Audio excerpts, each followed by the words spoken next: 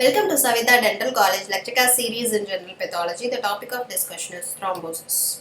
Thrombosis is a formation of thrombus and thrombus, which is a solid mass of blood constituents in blood circulation and in the heart, which was described the factors of thrombosis in 1850 itself as Virchow's triad, that are endothelial injury, abnormal blood flow or stasis, hypercoagulability. Coming to endothelial injury, it is caused by atherosclerosis, deformed myocardial valves, myocardial infarction, hypertension, hyperlipidemia, and also cigarette smoking and radiation. Atherosclerosis is nothing but fat deposition inside the tunica media, that is vessel wall, which results in ulceration of the endothelium and end in thrombus formation. Coming to stasis and abnormal blood flow, whenever there is a laminar blood flow, the leukocytes and other cells will be flowed inside the center of the blood vessel and plasma in the periphery.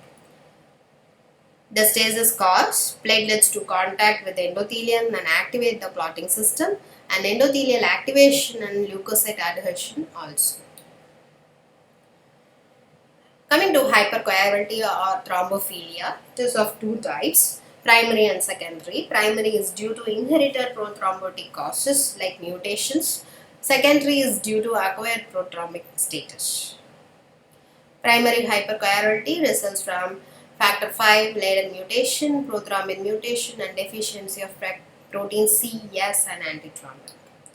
We can see in the clotting pathway the factor V and prothrombin, which activates the thrombin and forms a clotting pathway to form a blood clot. But factor protein C, protein S, and antithrombin, which are all inhibit the thrombin pathway and cause antithrombotic effect. Whenever there is a mutation in the factor V, it results in factor V Leiden and activation of the factor V causing increased thrombin level. And whenever there is a mutation in the prothrombin, which also activates the prothrombin and increase the thrombin activation. If the protein C, protein S, and antithrombin are inhibited or deficient, the thrombin will be activated and cause thrombosis.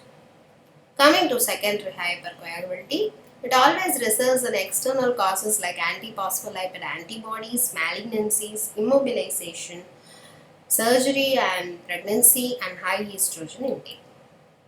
Coming to the fate of thrombus, there are 5 fates, that are propagation, resolution, embolization, organization, and recanalization. A thrombus, when it is formed fully, it can grow towards the heart, that is known as propagation. It can completely resolve and it will be disappear from the blood vessel wall itself, that is resolution.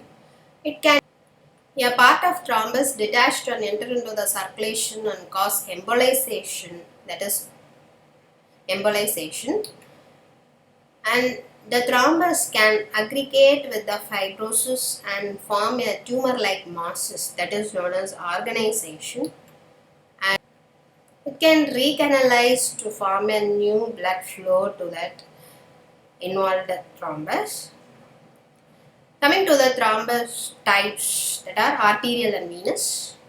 Arterial thrombus composed of fibrin and blood clotting factors, which is white in color, so it is known as white thrombus.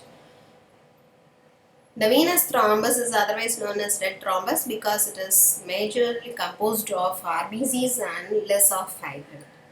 In microscopy, we can see alternative bands of fibrin and RBCs like lines, so it is known as lines of Zahn. That's all about the thrombus. Thank you.